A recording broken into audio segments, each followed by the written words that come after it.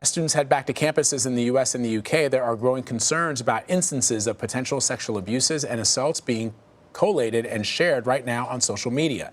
Anonymous accounts on Instagram are sharing hundreds of stories of alleged campus sexual assaults, as survivor accounts include allegations of rape, harassment, stalking, and other forms of abuse.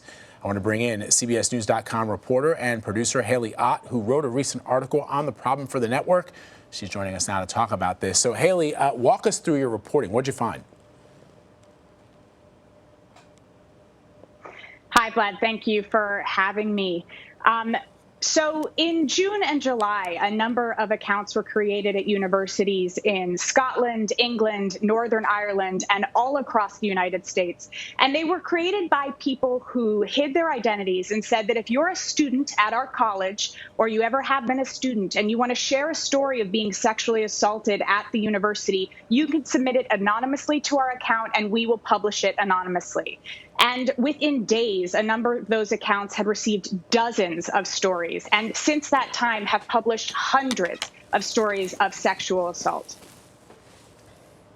So are the universities taking this stuff seriously? How are they responding?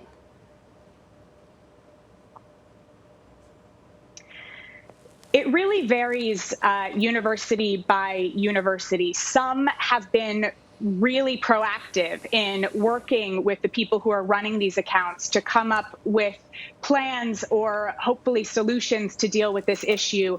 Other universities haven't been, and just there really hasn't been a dialogue at all.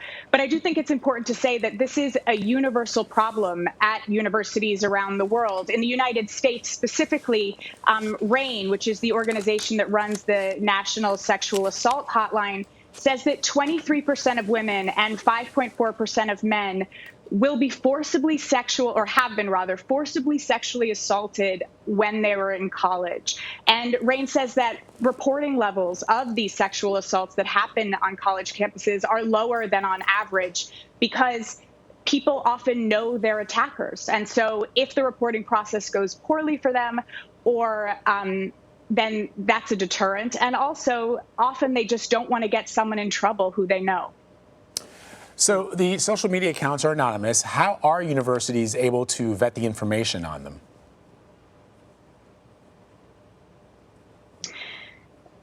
Well, the short answer is they're not. But the people who are running the accounts say that that's not the point.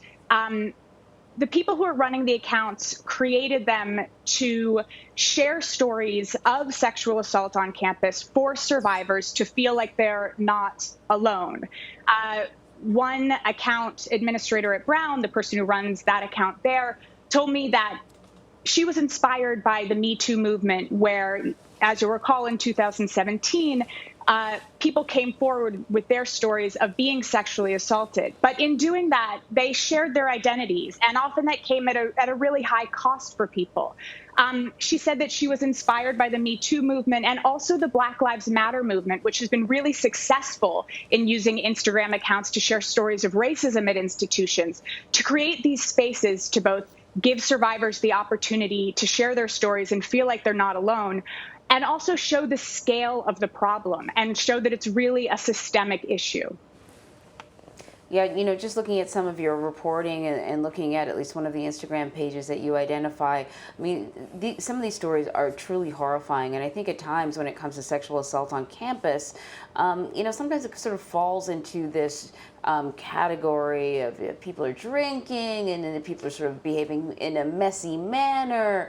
And when you read these accounts, you realize that, this is straight up criminal behavior.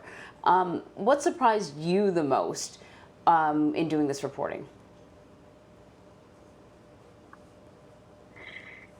I think what you've just articulated, these stories, many of them are truly horrible, and the sheer volume of them is pretty overwhelming.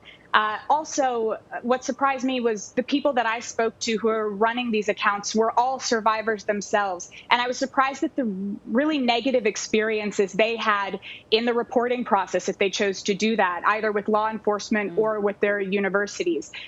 But one thing that was really clear from this was that there are young people who are really dedicated to making this issue known and to fixing it.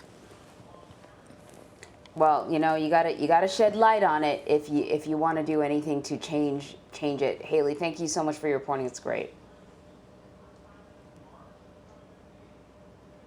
Thank you.